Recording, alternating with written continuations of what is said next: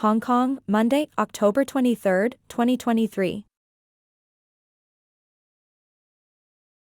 The 6:30 alarm abruptly wakes Justin up. The high school teacher is a bit groggy as he was up late marking online assignments. He loves the accessibility affordances of Google Classroom and ignores the fact that the online classroom has him put in more hours at home. Henny Amy, snooze 10 minutes. Okay, snooze 10 minutes. The 6:40 alarm wakes Justin up for the second time. Henny Amy, turn off alarm. Okay, alarm turned off. Henny Amy, play October playlist on Spotify.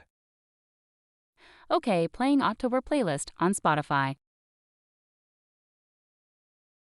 Today is a professional development day for the teacher, and he has been gifted the opportunity to attend the day's sessions through Zoom. He decides to treat himself to breakfast and orders through an app. The food delivery person, who is also a freelance swimming coach and hairstylist, arrives 30 minutes later. Thanks to Justin, the rider has just completed a promotional new joiner award and will receive a $2,500 bonus. She only had to complete 200 deliveries in 1 month. Justin logs into his Zoom meeting at 8:57 and his colleagues filter in slowly, many with their videos on.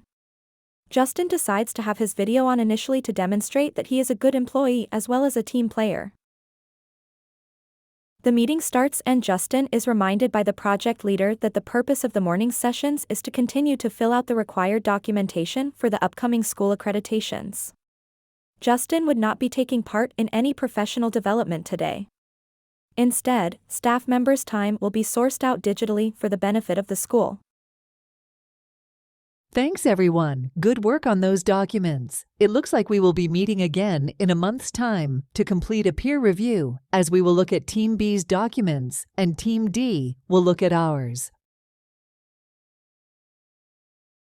Justin logs off the virtual conference, feeling deflated, wondering if others realize that their digital labor had just been exploited for 3 hours.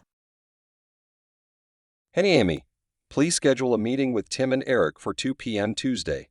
Send email notifications to their work accounts. Okay, email notifications sent. Awaiting response from Tim and Eric. Justin had grown accustomed to Amy, who would magically help him with the mundane tasks of scheduling and providing reminders. Justin would never learn that Amy was half AI, half human, since a real person named Mary was working behind the scenes completing tasks such as scheduling. Mary's final task of a 14-hour shift was to manually send the meeting request to Tim and Eric. Justin remembers that he has to update his personal information on a government website. He logs in and finds himself faced with a technology versus human paradox as he has to prove his humanity to a website by completing a reCAPTCHA task. In doing so, he is providing free labor to Google as he is unwillingly and unknowingly training their image recognition systems for free. For dinner, Justin goes to McDonald's. He decides to use the self-serve kiosk. He is slow with placing his order and an employee's help would have been much faster. Justin would not realize the irony that in this situation, he had become the minimum wage employee, as this is an example of faux automation. Justin sits down to enjoy his Big Mac meal, having blissfully ignored the assembly line of fast food workers. He would never learn that the line cook who assembled his Big Mac would receive a stern talking to, as it took her 18 seconds to wrap Justin's burger instead of the required 14 seconds. Her day had already been challenging. She was scheduled to start at noon, but was told to hang around until the restaurant got busier. She was unpaid for that initial hour, as the policy is to be paid after signing in, regardless of the initial scheduling. She had been a victim of time theft by a mega corporation and would never know any better. Justin is also blissfully unaware of the historical disassembly line originating in the 1870s in Chicago that would eventually enable the propagation of the fast food industries that he is taking part in today. Just as the physical bodies of the McDonald's workers were being commoditized the day of his visit, so were the bodies of initial workers of the disassembly line in the slaughterhouses of the Industrial Revolution. Justin returns to his apartment and finds an Amazon package at his doorstep containing his favorite laundry detergent and a new phone case. The former, hard to find in his city, and the latter, much cheaper through Amazon. Nice. This only took 2 days. I love being a Prime member.